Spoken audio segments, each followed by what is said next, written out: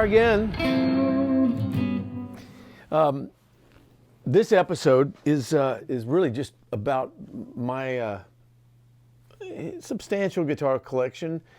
Definitely not vast. Definitely not Tom Bukovac worthy. Not Vince Gill worthy. Not Keith Urban worthy. I can just go down that line. As a matter of fact, we can play a little game on this one. A game out of necessity, because as opposed to me embarrassing myself on each one of these guitars, I'm not going to even try to tell you the model. If you're interested, you can look it up or tell me. How's that? If Tom were here, he would take one look at it, tell me what year, what model. I've never been that person, and so it's not a virtue, it's not a vice as far as I'm concerned. It's just kind of the way I am. I respond to guitars the second I hear them or touch them. I mean, it's like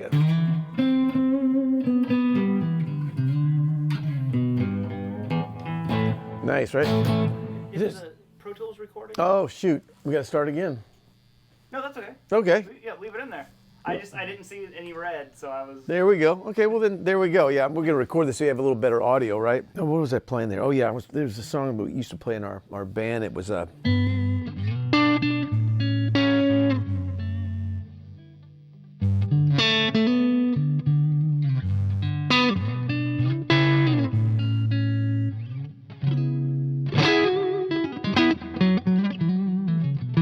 there's a soulful sound in this guitar. Ironically enough, this guitar is a guitar that Tom Bukovac sold to me. He found it for me. He said, I think you'd get some use out of this. I had never been interested in Rickenbacker guitars. I don't know why. That's a question I don't think I can answer. But when I got this, what does that say right there? It says Tom Petty to me, mainly because I just saw him play these guitars.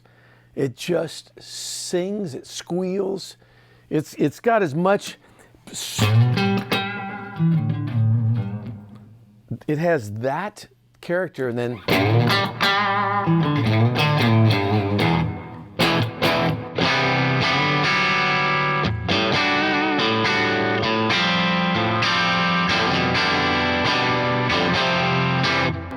now, I will say this is through my Matchless. It's an old ass amp. That was, what, 1990? I think we'd done one episode where we talked about amps, and this amp, what's so special about it is it allows the character of all these guitars to come through. So what I'm going to do today is just introduce you to a few of these guitars, maybe some little stories about them, if there are stories. But I'm going to play them. I'm not going to change the settings on the amp, because I think it will demonstrate perfectly what I'm talking about. It's kind of transparent. So a guitar like this, what I just played, kind of the jangly.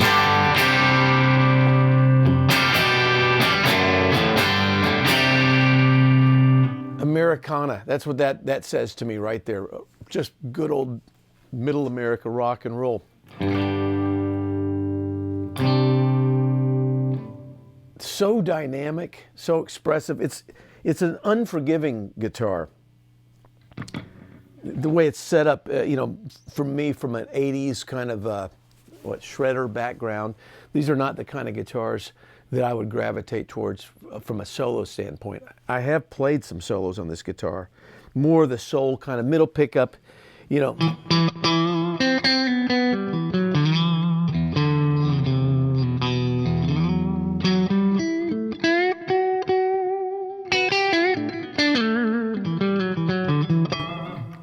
It does have that expressive quality.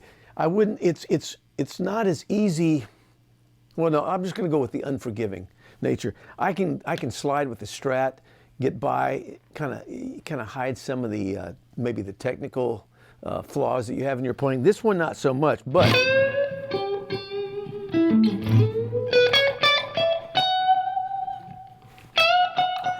It doesn't sustain as well up here. Robert and I were talking about this one has a lot more sustain than you think. But once you get up in here,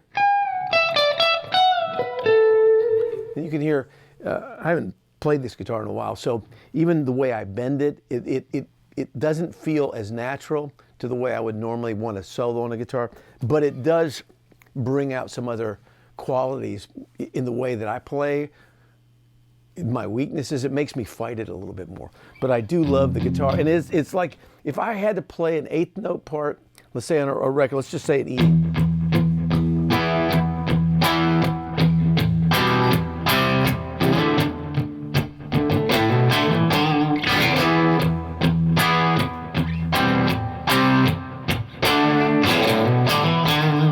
don't know what time signature that it's in, but it has that front edge to the eighth notes. I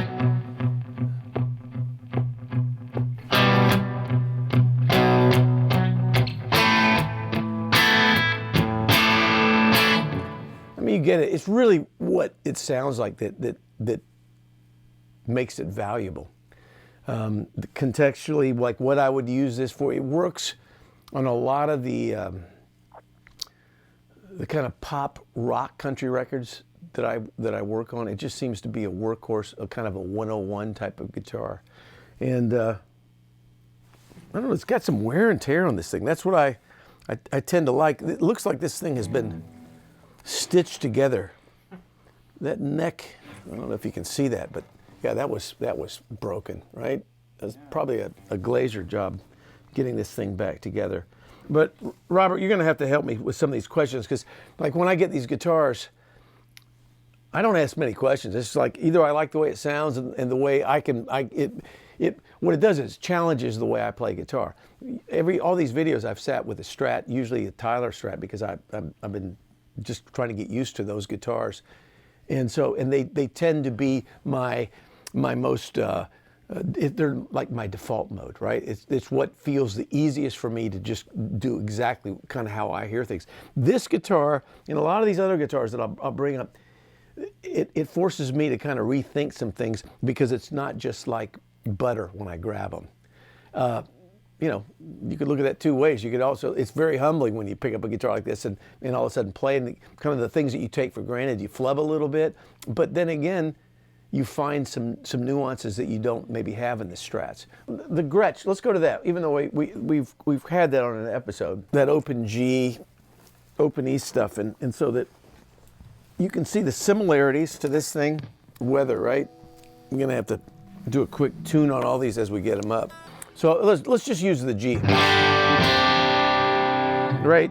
You're gonna get these little higher octane pickups, right? So it relates to the matchless a little different, but the same thing, real dynamic quality. These things are really touch sensitive. How clean that is all of a sudden.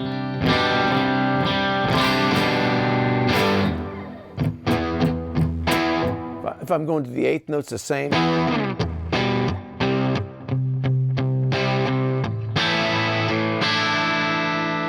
Just a little bit more aggressive. When you head on down to the, yeah, look at this thing's turned around. Switching it down, this is actually going to the neck pickup.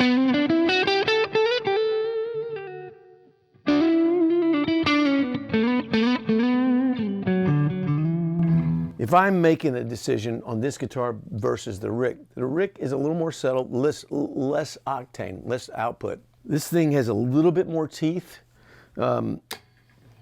but it sits in the same category, right?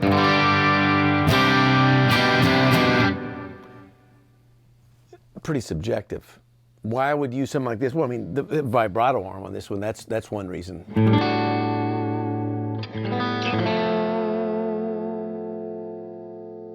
I got this guitar in the, I'm going to say in the 90s of the last century. How's that? I love that. By the way, I'm not going to say, my hands are freezing. So Robert and I were talking about this before we flipped the switch. We spent the morning, we had a great interview with a couple of my friends, which I'm excited for you to see in a couple of weeks. I have a hard time playing. I don't know if any of you do. When when your hands get really cold, right now they feel like icebergs. So they're going to warm up. So you'll notice my technique getting a little smoother as we go along. I'm assuming that everybody has this same thing. You, Robert, right? Same thing. Oh, yeah. Hands get cold. It's like, man, I'd never want to play with cold hands. But I figure we have a relationship going here. you guys and me at this point.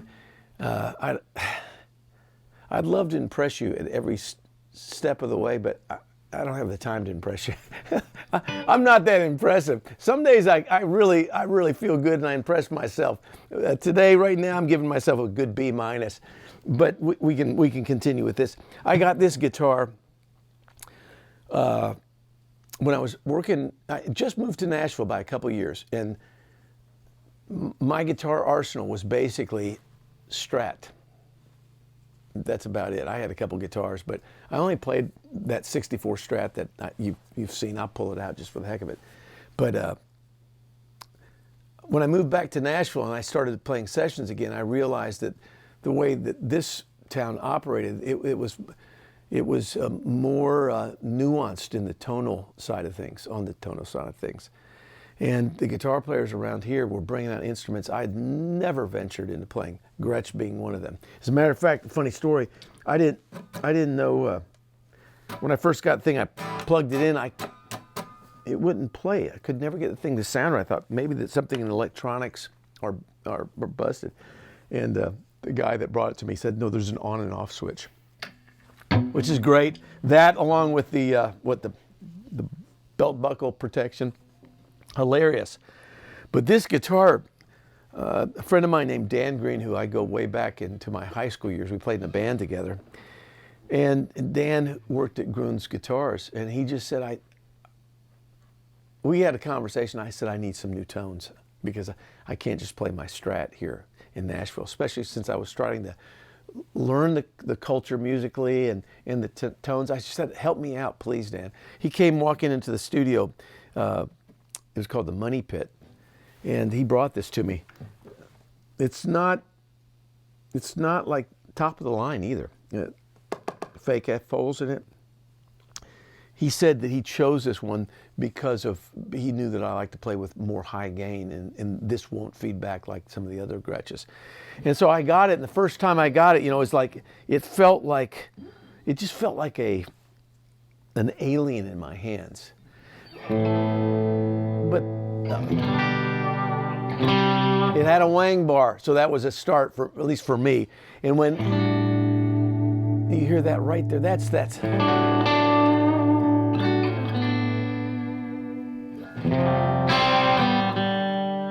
damn the G, right? That felt somewhat like home, at least what I was used to doing with the Strat, with the wang. And I started to develop a little bit of a repertoire on this thing. I played, I think I was doing Martina McBride's, it was Broken Wings, the album that had Broken Wings on it. I don't know even the name of the title of the record. But this thing, I had it in my hands and I loved the way it sounded with the Matchless. And other than keeping the thing in tune, which was kind of a new thing, I was also used to the locking nut. I found a voice with this guitar, especially in the 90s in Nashville. And it's been with me ever since. Another story about this guitar, if you're interested in anecdotes. When I started my production career, and I don't know if I've mentioned this, but when I first started with Keith Urban, basically he auditioned me, and I didn't know this, but he said, pick a song. I got the studio. I got the studio musicians. You show up, and I picked a song. In something inside me, I didn't even send cartridge to the studio. I just took my Matchless amp and this guitar, and I don't even think I took a pedal board. But the song was a song. It ended up being a really big hit for him, called "Somebody Like You." And I knew, obviously, Keith was going to be playing guitar. Tom Bukovac was on the session, too. So I thought, what tone, if I can bring to that session, if I was going to play, and I was going to play on the song because I had some definite arrangement ideas. And so I brought this guitar, and this is what I used on that song. I can't remember exactly what I played. You have to check out the record, but you can hear the Gretsch in the song. There's unmistakably this guitar with the little vibrato bar.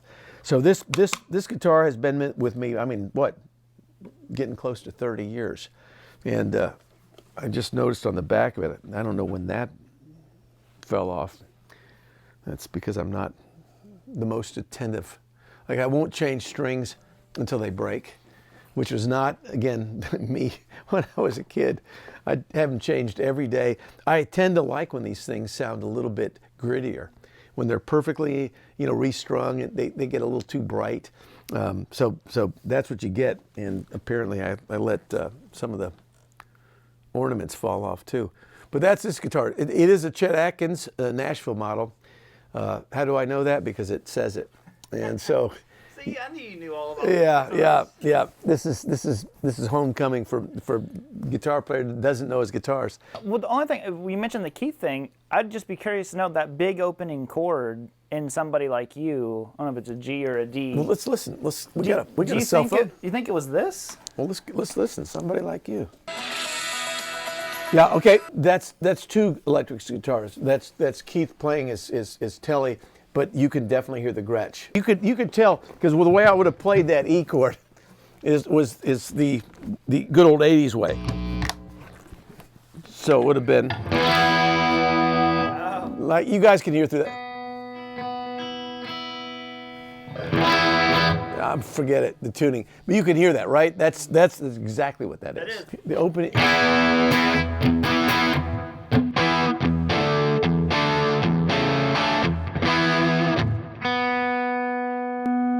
All the Gibsons and Gretsches.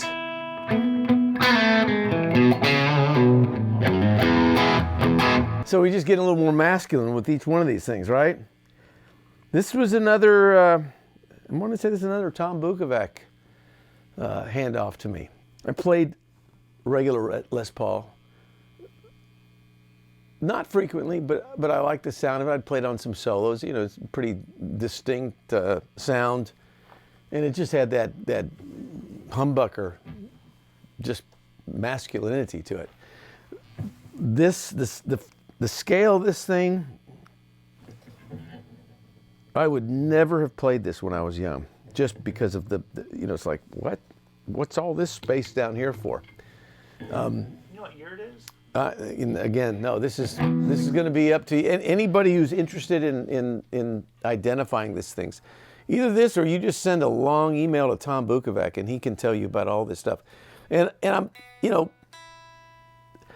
if this just sounds stupid, I mean, I guess you could just not listen to this episode, because the thread through this thing is, I truly don't know the history behind any of these guitars. I just don't. It never appealed to me, and I'm not proud of it. I was worried about other things. But when I heard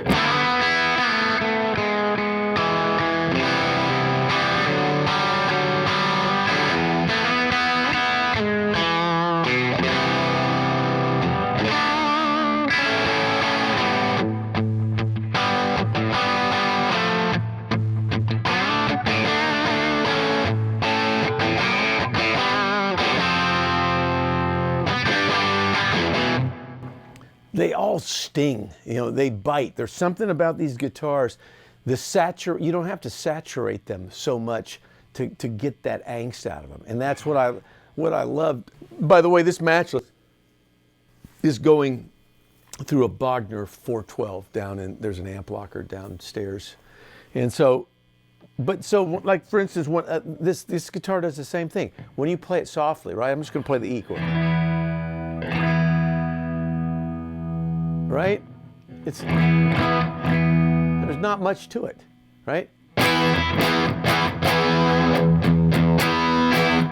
And it's when you put that in a track, it carries enough distortion. I don't even know how to quantify it, but it's surprising how little overdrive you need to saturate and to make it sound big in a track. As a matter of fact, sometimes the less you saturate a sound, the bigger it sounds.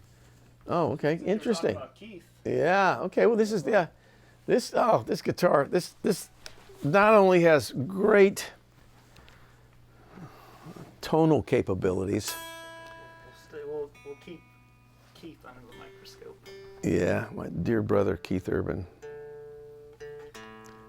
Yeah, just an anecdote about Yeah, so I'm going to stay with this Same basic chord progression, so you guys can hear kind of the tonal differences and whatnot. Wang bar is somewhere in this house. I took this guitar out and yeah, wang bar, whatever. It does have a wanger. First, the sentimental context of this guitar. I had my 60th birthday in 2020, right? Perfect COVID time, right? And actually had a birthday and I had COVID. Sherry organized a party, you know, like whatever the traditional COVID things where people would come outside. They stood outside on my front porch and sang happy birthday to me. It was quite a night. It was something else. Everybody had masks on, right? This is the beginning of that. Nobody knew what the hell was going on. And I probably had about 4 glasses of wine by then. And all of a sudden I hear a knock at the door. It was a surprise and all that kind of stuff. It was great. And I'm the only one out there. Just, I wasn't 2 sheets into the wind, but I was 1 sheet, that's for sure. Anyway, so got through the night, and the next morning I woke up and I walked past my front doors. Our master bedroom's on the main floor. Walked past the front doors, and they have glass in them. And I saw a guitar case out there, and I said, what's their guitar out there? I don't think even my wife knew at that point what it was. Keith had sent this over, and it was just the way he's extremely kind. And it was this is a 1960 Jazzmaster. So my birth year basically is what it was. And I'd never owned a Jazzmaster, but one of my favorite groups when I was growing up, a group called Barefoot Jerry, a guy named Wayne Moss, great guitar player, played a Jazzmaster, and I loved the tones he got. He was I should try to play that one lick. Let's see, what is it?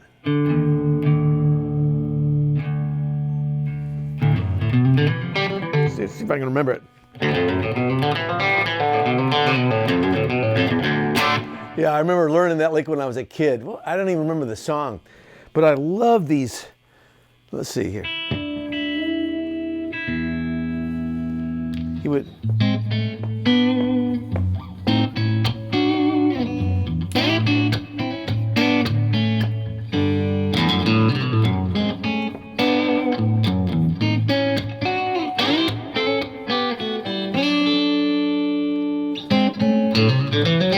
I can't remember that's a song called Fish and Tits. I can't hardly remember it. I should probably learn it again. That's what I remember from high school. But I love these.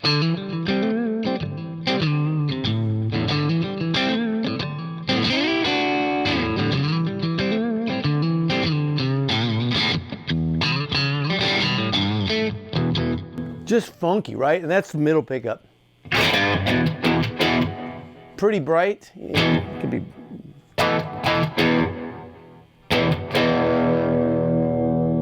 Not a lot of bottom end to the guitar, but it's one of those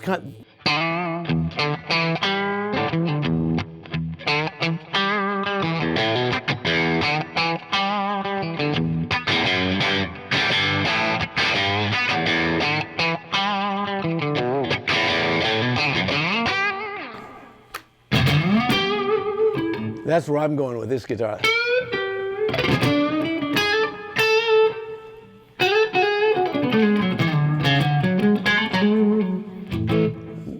That's my default place. But I have used it for kind of that petty type thing. Sorry, we just had Greek lunch, and it's working its way with me. I don't know about you. That was really a good lunch, but holy mackerel! If I was doubling, if I had a part on that Rickenbacker, you know, again, I'm just going to use the key of G, you know.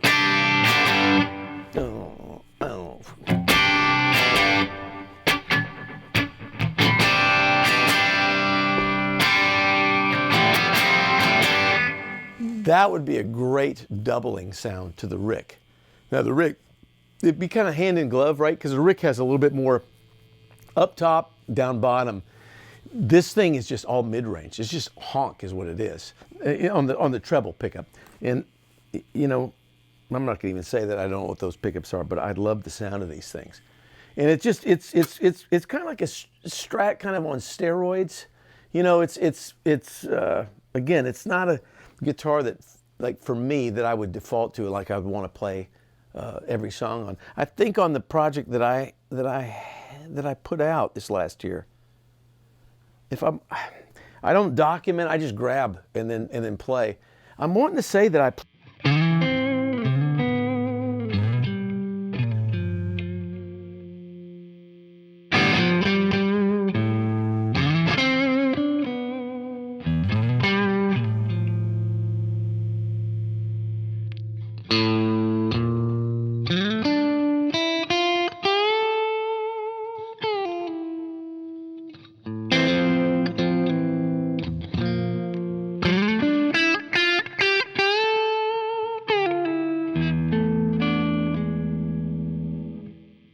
I may have used it. Sounds kind of. Yeah, nice. Again, we're there.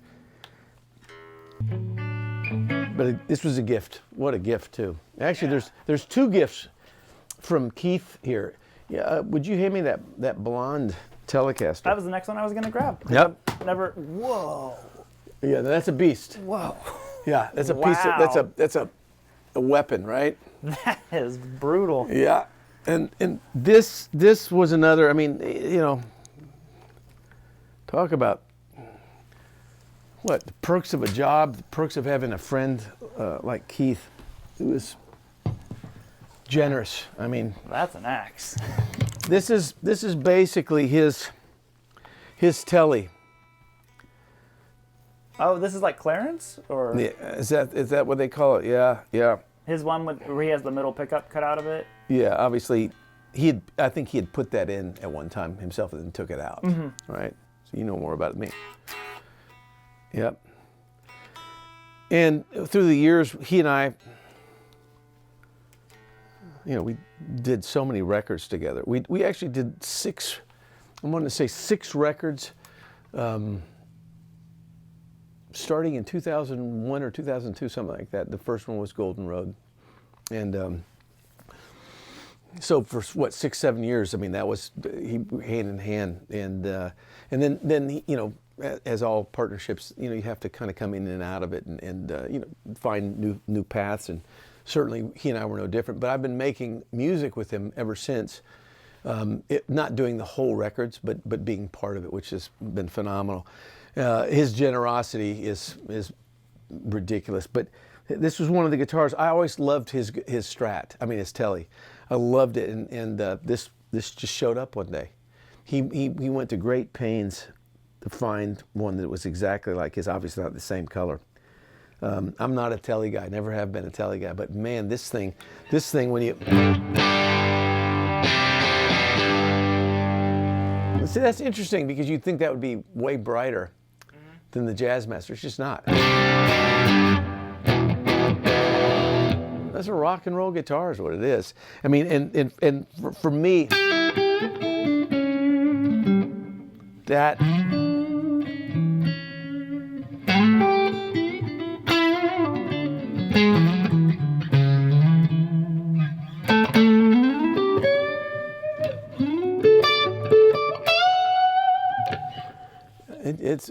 it's a blues guitar, it's a rock guitar, it's whatever you want. I'm just not used to playing the Telly. That's the thing. So it's not one of those things that I just naturally grab, but it is just another color in the crayon box. And when I find myself getting a little stale on tones, I'll grab this thing and see what it can bring into the recording process. It's this. I don't know how much you think this thing weighs, but It's 10 at least. I mean, it's ridiculous, right? That's as heavy as any Les Paul I've ever picked up. Yeah.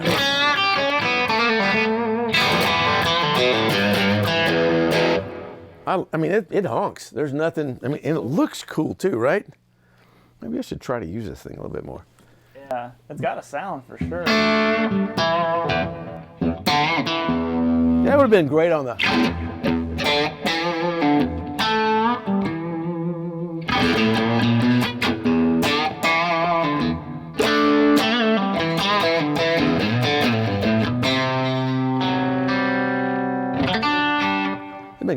song.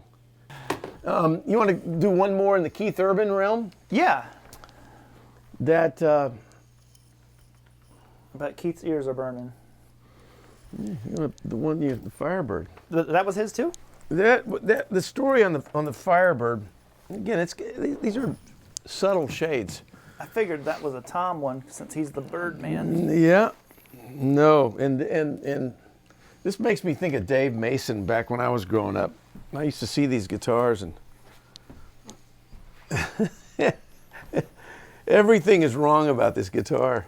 Robert, you play a Firebird a lot? Not a lot, but man, that middle sound on them is something else.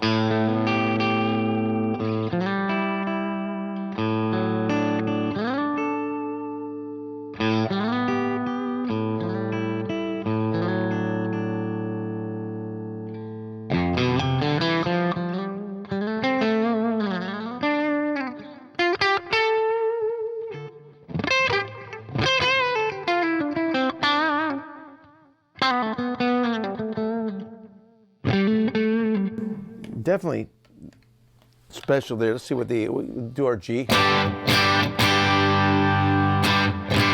Not as tight, not as tight as the Rick or the Gretsch. Definitely gnarly, good gnarly, right? But I'm with you. I think the middle.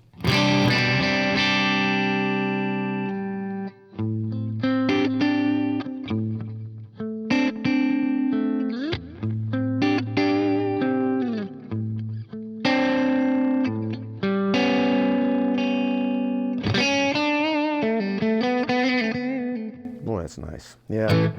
And this one, of all the guitars, this is the most foreign to my anatomy. It's all shifted. Yeah. But again, I think it's the same thing. I mean, some of this stuff I can't manufacture like interesting stories about me and these guitars. The luxury of having some guitars is that you can put yourself in a little. I mean, every time you grab it and you play an E chord, a G chord, it's like you're having a little bit different dialogue with the instrument, and obviously through different amps, pedals, and whatnot, you just have an extended paint box, this paint set. That's what this thing feels like. Could I live without this thing?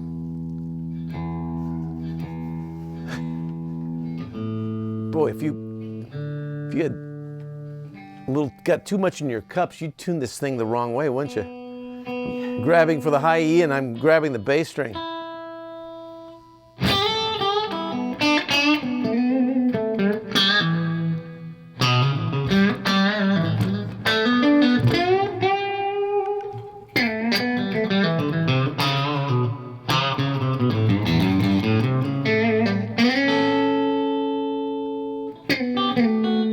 Yeah, it almost feels like you want to go cleaner with this guitar because of the tonality. I mean, do you use it for yourself on the shredding type stuff or no? No, I can't because the way it pushes my hand, it's like I literally can't play fast on it. Yeah, it feels. It's just textures. Yeah.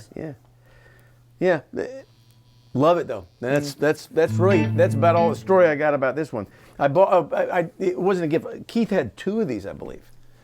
And he said he didn't need one. He was going to unload one. Would I be interested? And I think at that point we were doing his third or fourth record, and I said, "Yeah, I don't have one of these things." And I said, "Whichever one you don't want, just tell me what you paid for it, and I'll pay for it." And I mean, I think your black Tyler, is this the black one you've always had? I had that for a long time. Because would that have been on the Martina stuff, or was that still? This Strat. The black Tyler I've had since the early '90s, probably since Los Angeles. Yeah. Good luck. I don't know if anybody can see the maze I have. The funny thing is, when my little grandsons come over here, and they want to touch every guitar here, and when the camera doesn't see all this stuff, does it? Maybe. No, it doesn't. Maybe before the end. I'll get of them this, some B-roll. because it's a.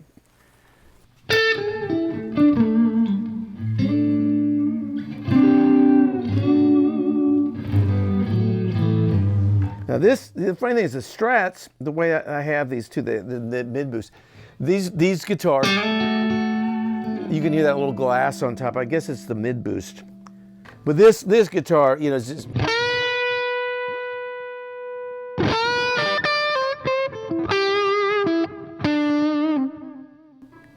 it's a Tyler.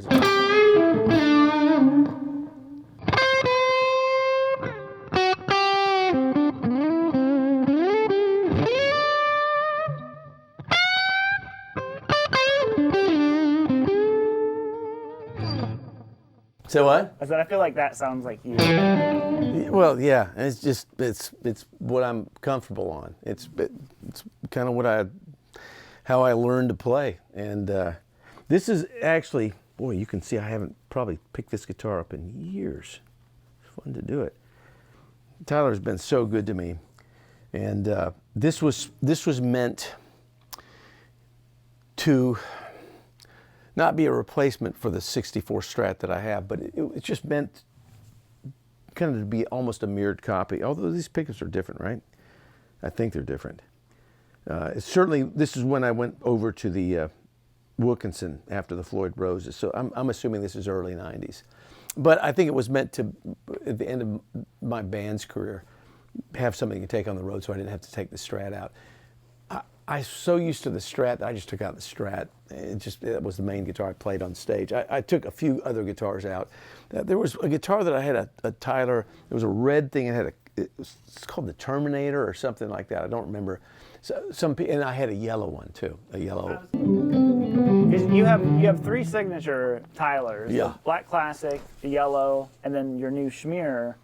But I've never seen your yellow one. The yellow one, I think. I either gave it away or I sold it. There was a period of time where I had more guitars than I needed and I didn't play. So, I mean, I'm generous. I'm not always generous. I'm sure I sold some of them, so I don't put myself up, on some kind of pedestal. But I got rid of a lot of guitars. So that yellow one, I think, is resurfaced. Somebody, I think, either bought it or I gave it away to somebody and then somebody sold it. I don't know where it is. Did you give it to Keith? Was there one that you gave? Oh no, there was a he liked. Oh yeah, there was another Tyler that I had that was a tobacco. I think it was all three single coil pickups. I think it had a little the Series Parallel thing going on. I don't know if it had a mid boost. Probably did, but it was a tobacco burst Tyler. Kind of felt like this. Had same tuning pegs and whatnot, and I didn't need two of essentially the same things. And he liked playing it at my house. One day we were up here recording something. And so I just said, here, this is yours. He'd given me 2 or 3 guitars by that point. So I also got him one of those, the 64 models, the new one. I had Rich make him one because he liked that guitar. And that definitely the 64 copy sounds exactly and plays just exactly like my original. And this is funny. This is just me talking to you guys about it. I know there's some people are really interested in that guitar. Just maybe because of the history of the guitar, and certainly I can't take anything away from it. It was there when I was playing sessions when I first started. Had a really good run, during the '80s doing sessions. So it was on a lot of music. But even that guitar, it was the main tool that I had. Once I got it, it was no looking for anything else really. The question of gear for me has never been this endless hunt for the elusive sound, the elusive guitar. I've been kind of the kind of guitar player who just, whatever I have, that's what it's going to be. And then it's got to ultimately come back to the hands and the way that you play something. And that's been my life with guitars, for better or for worse. And if I stand a little bit outside myself and look at myself, I've asked the question sometimes, why are you that way? And I have no good answer. I hear music the way I hear it, the way I play guitars, kind of the way I hear it. I mean, obviously, I've been very vocal on the episodes and with other interviews about the people that have influenced me and in whose wake I've drafted basically. I just hear something that appeals to me and I go for it. Same thing with guitars, equipment. My mode is usually to ask, what do you use? Or I'll look on, back when I was looking for a Strat, I just looked on pictures. Oh, that looks cool. Here's something that was recorded on. Yeah, that'll do. And then not many questions since that point. If you ask the people that work on setting up my guitars, they would tell you the same thing. This sounds like a big apology. It's not. There's no apology in any of this stuff. It just, if you're interested enough to listen to me drone on about this stuff, I owe you honesty, right? And I would tell this, if it was just Robert and myself sitting here, I would say the same thing. This is just me and guitars, and God, I've loved the journey. So I'm enjoying every bit of it. Yeah, I play that Schmear a lot now. Why do I play that? Because it feels really good to play, and the paint job is really cool. That's most of you guys. The reason this episode came up is because Robert was telling me that most people have only seen me like hold 2 or 3 guitars, and if I'm doing my music, yeah, I pretty much stay on a guitar now. But yeah, this guitar has that thing, that total 80s thing. It's funny. I wouldn't use this in much Nashville music. It doesn't seem to relate as much as some of those other ones. This one will stay in tune a heck of a lot better. Yeah, that's what's it?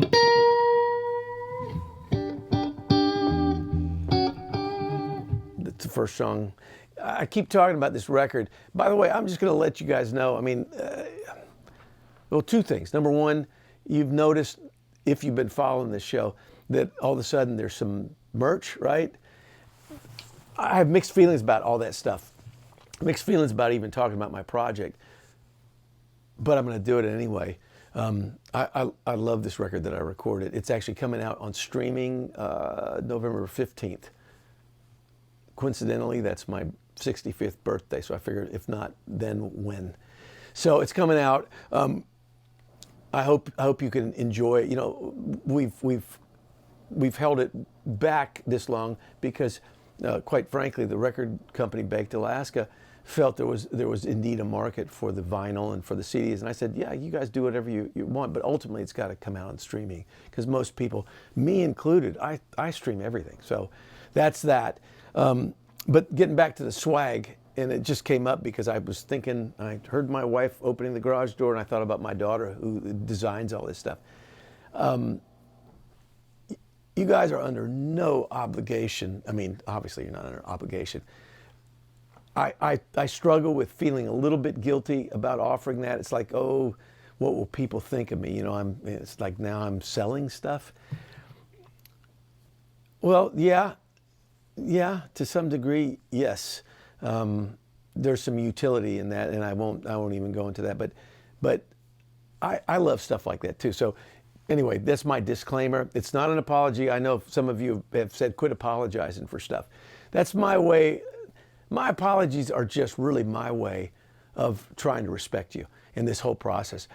I'm doing this not for self-promotion as much as for when I have people that I enjoyed their careers, so I like hearing their life story, their experience, so to speak, and it's just kind of sharing it forward. That's all it is. We all have unique experiences. Each one of you guys do. I do, and the stories are everything, right? We can compare, contrast ourselves, find new things in somebody else's experience, but it's just an experience. Well, and are there still tickets available for your show? The show on December 17th in Nashville. Just because people were asking about that. Well, if there are, there are very few. I'm gratified that it's, the owner of the club just texted me a couple of days. Hey, Sherry. Sherry, I want to, one of these days, I want to, nothing, I'm just taping something up here. No, it's fun. You interview I want to interview Sherry, yeah. That would be a good episode. Just to get the perspective of a spouse of somebody who's done only music, the ups and downs, and the cool thing about Cher, that's Sherry over there on the bass. I don't know if you can see that, but that was her when she was 26. I can share those stories later, but yeah, she's not a musician, and she's been married to a musician, since we were 20. So, if any of you are interested in that side of this experience, maybe your spouse would be interested in that. It's not all up, I mean, there's some down stuff, but all of it worth it. Anyway, boy, now I'm digressing. The show, it's almost sold out. That's big affirmation for me. I appreciate that. And I'm going to be practicing really hard for it, so I don't want to let anybody down. So that was it for that. Tyler's, I'll probably be playing Tyler's that whole night because they're easier to keep in tune, and I'll probably just have 2 of them that night. I have a question, and we can cut this out if we want to. You're going to have rehearsals for the show? Yeah. Is that something that you would want to record? Some of it? If you want to, yeah. Well, the only reason I ask is because some of the people who are in Europe and all that stuff have asked about seeing the show, and I'm like, I don't really think that that's an option, but maybe we could record some of the rehearsals. That way they can get something that's special just for them. Yeah, you don't have to cut it out. No, I mean, if you're interested, we should invite you to some of the rehearsals, and you can see, some of the, how this is coming together. The band is the same band that played on the record, minus one person, Eric Darkin, the percussionist, great percussionist. I'm so bummed he can't be there. So he has another gig that night. And I'll say this right now too. I mean, there's special guests. I won't say, well, Book is one of the special guests, and he was cool with me mentioning him. There are going to be a couple others. But we are also, just because we're in the middle of it, we're going to whip out a few Giant songs just because we can. Yeah, I don't know how we got from a guitarist to this, but it's all part of the deal, right? I mean, this is not, in all truth, this is not me trying to exploit a career to gouge, make more money and stuff like that. That's not what this is about. This is just about sharing something that I've lived through, and the great thing is, if it's boring, you can just click that thing right off and you don't have to listen. and we're all safe and happy, but Robert and I are having a great time doing this. Too bad you can't turn the camera around and watch you walk through that thing, Robert. I need to do a Can you just do a cut at the end? Can you just turn the cameras? Yeah, of me trying. This is great. I mean, if this doesn't get edited out, this is almost more entertaining than the guitars itself. This is like Tetris, right? Yeah. And there's also mic preamps, there's cables, there's everything, just to make it even all the more hard to. I bought this guitar from a session guitar player in Nashville when I was 16 years old.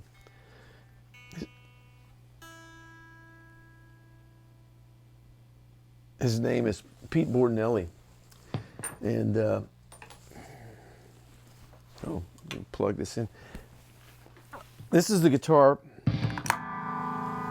when I moved to Los Angeles. This is really the only lead guitar that I had. I mean, this was it.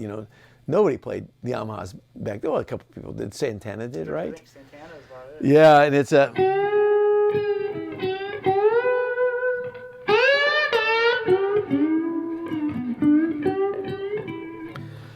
I just have it set up so if I want to play slide, which I don't do very much, but I do enjoy noodling around, and I'll do it on a record. This is the guitar that I had when I was in a Christian rock band called Whiteheart. I think we started that when I was 19 years old. Did a couple records with them. And this is really the guitar. I think I had this in a Jerry Jones custom Strat guitar, but it didn't have any out of phase. So really, I had 2 basic guitars when I moved to Los Angeles, and I had a Fry acoustic guitar, which I have no memory of other than the name, and it sounded okay. It played horribly. And that's what I moved out when I was 21 years old to the West Coast with, this guitar and the Strat copy. And that's what pushed me into getting a Strat, the 64 Strat that I got when I moved out there. This one I've been loath to part with for a number of reasons. Sentimental value, and this, what, I don't know, it's probably made in early 70s, I'm assuming. I only know one other person who played that, other than Santana, is Richie Kotzen. Does he still play it? No, he just said it was one of his first. It was his first real guitar. Yeah, I mean, it's like a Les Paul. I mean, it's just, I got some, what are these, DiMarzios? No, Seymour Duncans. Yeah, that's probably a Jeff Beck in a 59. That was probably the only mods that I did to it when I moved out to LA. But it's like a baseball bat. But Yamaha was making some pretty good instruments back then. Like I mentioned, I really only use this for one purpose. For the last 20 years, it's set up really high, so I could play the occasional slide part, and it's been worth it just keeping it for that. And I just, there's something about having something when you were a teenager. All those practice hours, and this guitar was the beast. It's in pretty good condition, but I'm glad I saved it. This would be one that I'd probably want, for my family, for my kids or my grandkids. Somebody wanted something, a little piece of my history. This would be one of the guitars, but not much of a part of my arsenal now. It sits in the back row. You sure you can't slide one of those cameras over there? You can't do it real time? Are we not? Is it bad? Oh no, you just want to see. Yeah, yes. So they can see the Tetris. If you can imagine Robert, Robert's well over 6 foot, and to see what size shoe? 12? 13. Huh? 13. 13, yeah. So you imagine 13 trying to slide to that.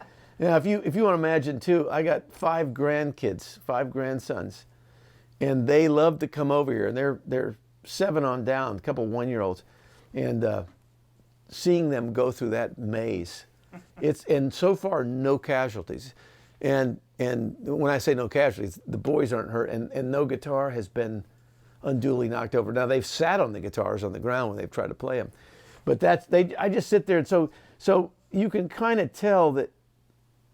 Well, you see, yeah, the ones that I use most frequently are going to be in the front row because it's just easier for me to get down there and get them. Yeah. And the Yamaha was where? It was in the. So I'll show you my technique. Well, I got this one little spot, and I'm a little more. Robert's way more reverential when he steps through this. I figure if I bust it, I bought it. So the white Gretsch was a gift from Tom Bukovac and Brandon Hood. They had possession of my rack from the 80s, and they raffled it off or bid it out, and they felt some of the proceeds that they just wanted me to be part of that. So sweet. So they brought that guitar over one day, and it's great. I've got that orange gray, so I don't use it quite as much. No, and it sounds great, and it is not fake Eiffels. Got my Jerry Jones sitar back there. It's a little lap steel that I use every once in a while. I got a 12-string. Is this following me, this guy here? Yeah. I can see it. I'll tell you, this is cool. I'm not going to even try to tune it, so forget that. I thought about giving you that one first. Yeah, just. I'm wanting to say this is a Schecter. Yeah, all right, fair enough. It's just, really? It's got to be what it is. It's not a Fender. No, it's not a Fender. I think it's a Schecter. I got this so many years ago, and when you need a electric 12-string, I will say this: the spacing on this guitar, it's not like I love Rickenbacker 12 strings, but I was too lazy to buy one, and so yeah. Oh, look at this. See, there's Tom Petty right there. Yeah. No, this thing, it just stays. Well, I say it stays in tune. I haven't played this probably in a year. I haven't had the need for it, but it's got the 5-way pickup selector, so a variety of tones. It's not exceptionally great, it's just functional, and so I've kept it in. Schecter made some really good instruments. That comes out every so often, and then let me grab that. What do you do with this thing? Let me grab that PRS. Oh yeah. This is an interesting story, I think, and I'm wanting to think this is 1989. Paul Reed Smith was getting pretty well established, and we had our band, and I met him somewhere, and he said, I'd love for you to play one of my guitars, and he sent me a guitar, and he built great guitars right out of the box, but I couldn't play The 22 fret was just, I'm sorry, the 24 fret felt so foreign to me. When I would go to play, I was 2 frets off all the time if I looked up, right? And I said that to him right off the bat. I said, Paul, do you have any 22 frets? I mean, just because I'd rather, my Strat was 21 frets. And he didn't, but he said he would build me one. And I said, basically, as long as you're building it, can I say what I'd like it to look like? And he said, of course. And so I said, I'd just like it to look like it's one piece of wood. And so, I mean, you can see, it's like, just the way this was, I don't want to claim that this was one of the first ones that he did. It may be, I should probably find out from him. But I've had several PRSs, and there were some friends who needed some guitars, so I couldn't play all of them. So some of them went to friends and whatnot. But I could not give this one away. I just think this is so special. He made this for me when I was in Giant. I haven't used it lately, so maybe this episode will get me to take a second and find something to play this on. It's compact. I played some of his new guitars, and some of my friends have the John Mayer model, and those are fantastic guitars. I'm going to say one thing about Duesenberg, and this is going to sound like an ad, but it's not really meant to be. This company has been wonderful, and I use their guitars for, well, they're unique, they're different. They're different tools. They don't sound like anything that I have, and so from time to time we'll hook up, and they're just generous. And I have one of their B-bender guitars here. I don't know. You could maybe it's not convenient to grab all these from where they are, but I have a B-bender. I have like a 335 type copy, and for new guitars. I'm not a real vintage aficionado, but for newer guitars, they play extremely well. And that was more of a Tom introduction, because he played a lot of Duesenbergs, has played a lot of Duesenbergs. Yeah, he has a signature with him now. Yeah. And I this is not his signature, is it? No, it's not. No. But again, if that was the only guitar I had, that would be it. That'd be me.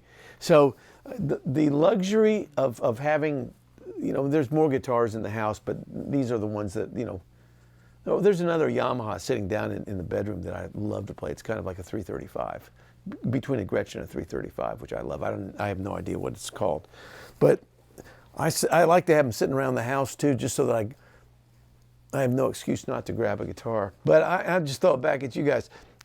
Maybe you can help identify some of this stuff. And for you aficionados, you'll probably know more about some of these guitars.